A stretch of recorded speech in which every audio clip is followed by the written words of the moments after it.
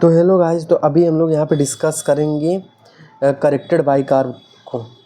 Corrected by curve, तो corrected by curve basically हम लोग क्यों किसमें कैलकुलेट करते हैं? बेसिकली हाइग्मा में कैलकुलेट करते हैं।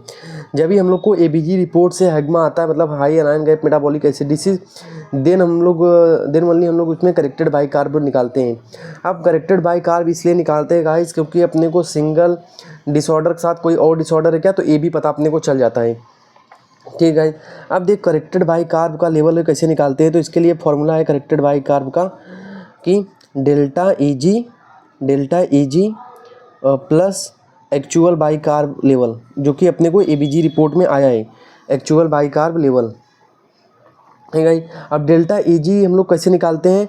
एक्चुअल जो डेल्टा ई जी मतलब क्या होता है? Actual अनायन gap minus expected अनायन gap.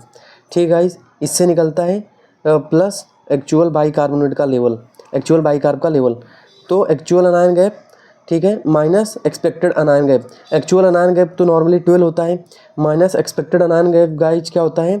12, जो कि एक्चुअल अनायन गैप होता है, plus pH correction plus albumin correction.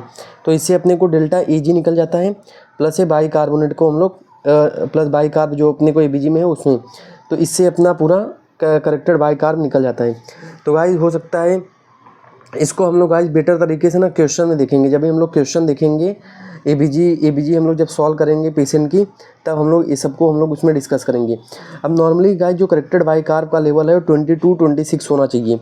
अगर इसके बिटवीन में है तो ये मतलब नॉर्मल है, मतलब उसमें पेशेंट में सिर्फ हाइग्मा है, हाई गैप मेटाबॉलिक एसिडोसिस है।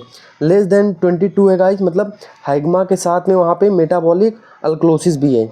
और अगर ग्रेटर देन 26 है तो वहाँ पे हाइग्मा के साथ में क्या है? मेटाबॉलिक अल्कलोसिस है।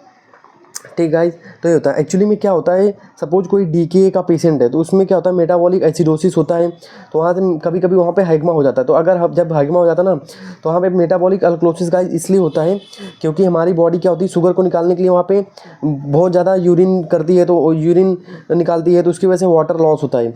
तो वाटर लॉस होता है गाइस ना, तो मतलब पेशेंट में डिहाइड्रेशन हो जाता है, मतलब डिहाइड्रेटेड पेशेंट होता है। तो जब वाटर लॉस होता है ना गाइस, जब मतलब ये डीके का ही पेशेंट है तो वहाँ पे डिहाइड्रेशन हो गया। तो जब ये पेशेंट को डिहाइड्रेशन हुआ तो इसकी वजह से क्या हुआ? पेशेंट में वाटर लॉस होता है, तो रास मैकेनिज्म एक्टिवेट हो जाता है। मैं बताता हूँ मेटाबॉलिक अल्कलोसिस होता क्यों है इसमें। जब रास मैकेनिज्म एक्टिवेट होता है तो सोडियम वाटर को रिटेन करता है, H+ और K+ को एक्सक्रीट करता है, और वो बाई कार्बोनेट को क्या करता है? रिटेन करता है। जब बाई कार्बोनेट को रिटेन करता है ना गाइज, तो इसकी वजह से क्या होता है? वहाँ पे मेटाबॉलिक अल्कलोसिस डेवलप हो जाती है, क्योंकि ये बेस होता है। इसी के लिए एसिडोसिस के साथ में मेटाबॉलिक अल्कलोसिस भी डेवलप हो जाता है, क्योंकि यहाँ पे डीके में क्या हो रहा है? यहाँ पे पेशेंट बहुत ज़्यादा डिहाइड्रेट हो रहा है, क्योंकि वहाँ पे बहुत ज़्यादा वाटर निकाल रहा है। तो ये हो गया। तो गाइस ये सीरीज समझ गई होगी गाइस, आपको ये करेक्टेड बाई कार्ब लेवल समझ गया होगा। गाइस मेरे को अपना वीडियो थोड़ा सा इंप्रूव करना है, और मतलब इंप्रूव करना है और अच्छे कंटेंट के लिए, तो गाइस आप मुझे हेल्प कर सकते हैं कुछ अमाउंट से, whatever amount you want to give me.